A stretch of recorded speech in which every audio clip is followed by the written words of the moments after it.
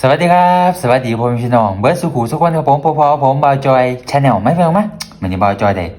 ปนกบพี่น้องปนกบใหญ่พี่น้องมาสิบแสมบาวจอยพี่น้องพักกับพักแกมเฮาได้พักขมลวกแล้วก็สะเดาแล้วก็ยังก็หน่อไม้ฝรั่งกับแบล็คโคลี่แล้วก็ต้นหอมญี่ปุ่นพี่น้องเอามาลองเบิ่งครับผมกับบักเขือหยังบุกขาวๆพี่น้องมันคล้ายๆกันกับบักเขือม่วงพี่น้องหรือมันกลายพันธุ์บ่ไผเม่นกะเฮ้ย ไปหูจักกับเม่นมาบอกบาวจอยนะครับผมเด้อบอกพิษบาวถือครับผมกับลินฝากมาแซมบาวจอยพี่น้องมาเมนูคิดฮอดบ้านคือเก่าพี่น้องปนกบมาขนาดเรียกปนนี่พี่น้องแซมบาวจอยครับผม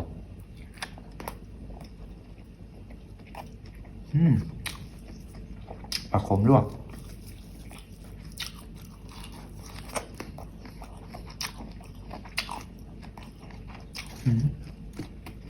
หอมต้นหอมมันก็พี่น้องหอมญี่ปุ่นป่ะสัก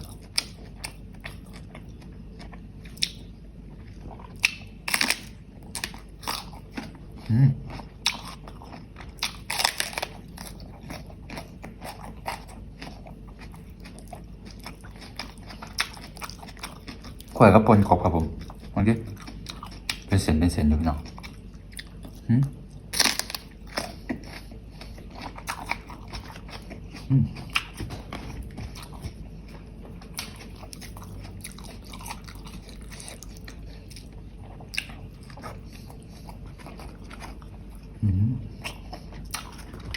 หอมมากฝรั่ง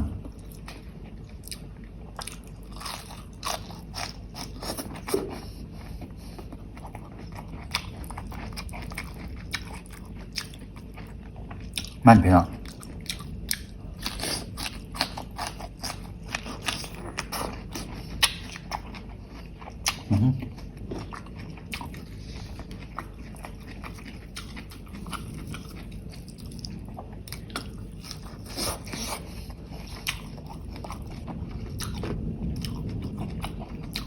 มะเขือขาวป่ะ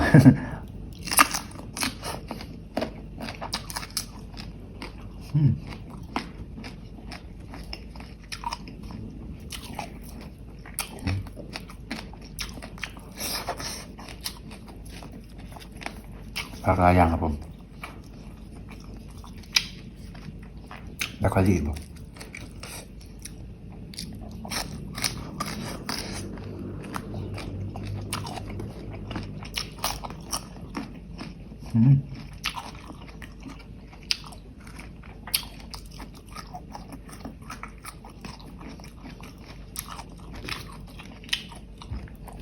แซ่บพี่น้องครับผมอุ้ยไว้จิตาเขานั่นนี่ครับ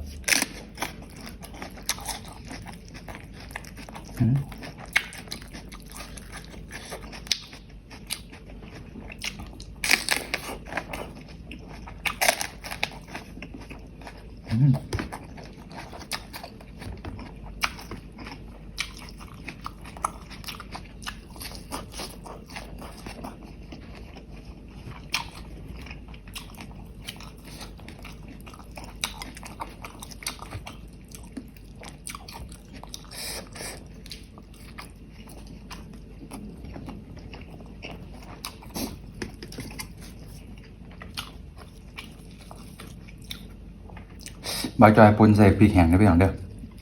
มันพริกแห้งเนี้ยมาขัวพี่น้องขัวให้มันสุกๆแล้วตามใส่กัน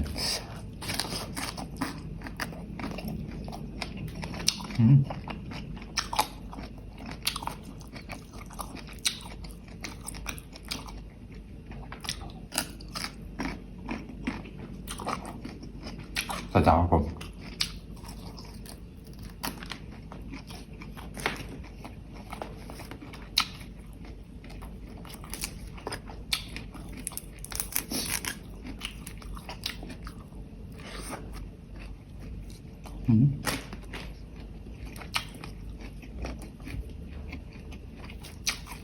แซ่บพี่น้อง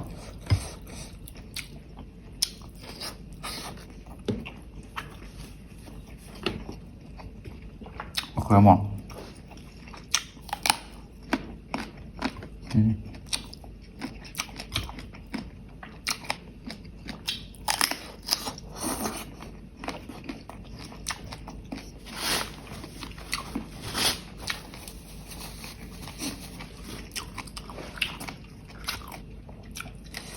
หน่อไม้ฝรั่ง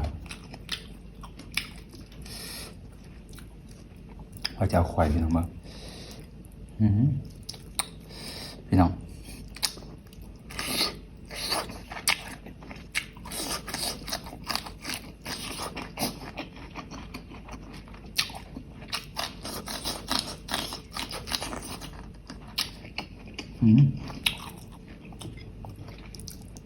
มะเขือนี่ก็กรอบดีพี่น้อง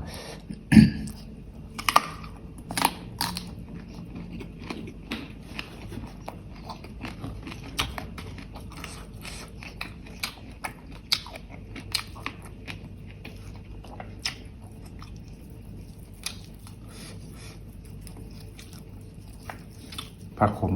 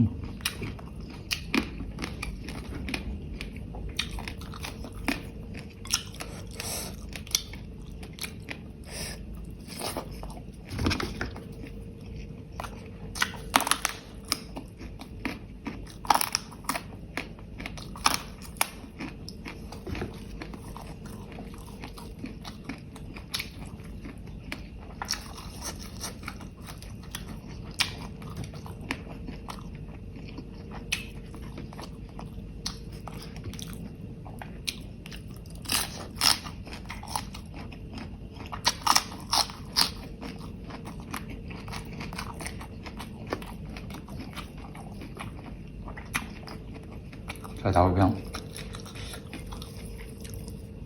โอ้เด็ดไปตัวทีไปแล้ว มาครับผม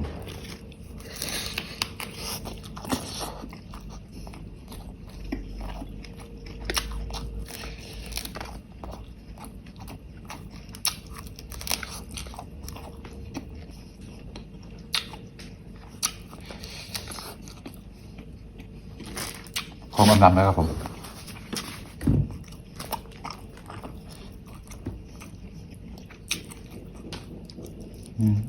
เนาะ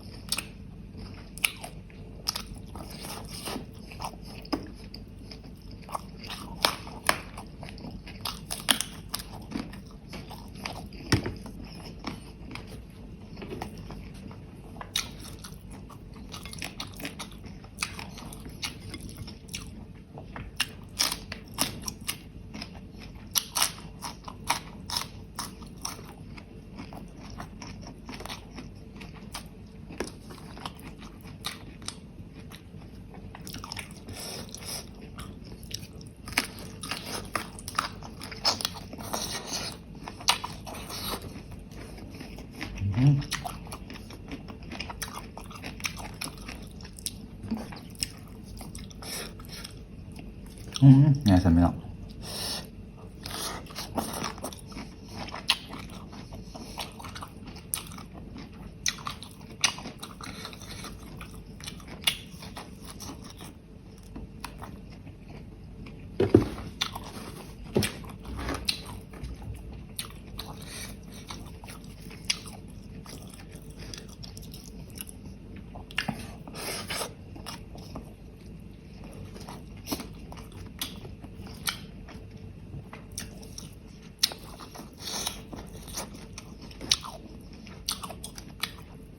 หวานพี่น้อง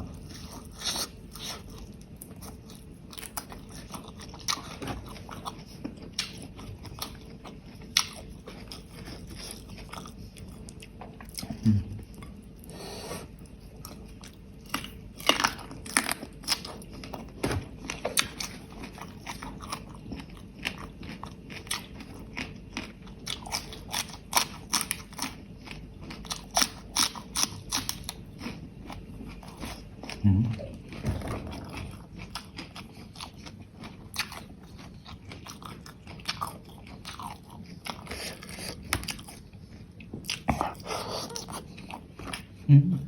บดดีพี่น้อง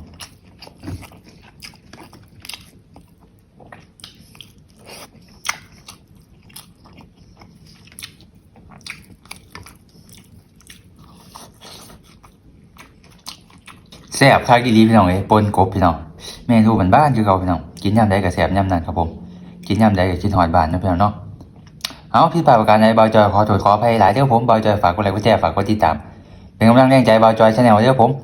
พบกันใหม่คลิปหน้าผมสวัสดีครับ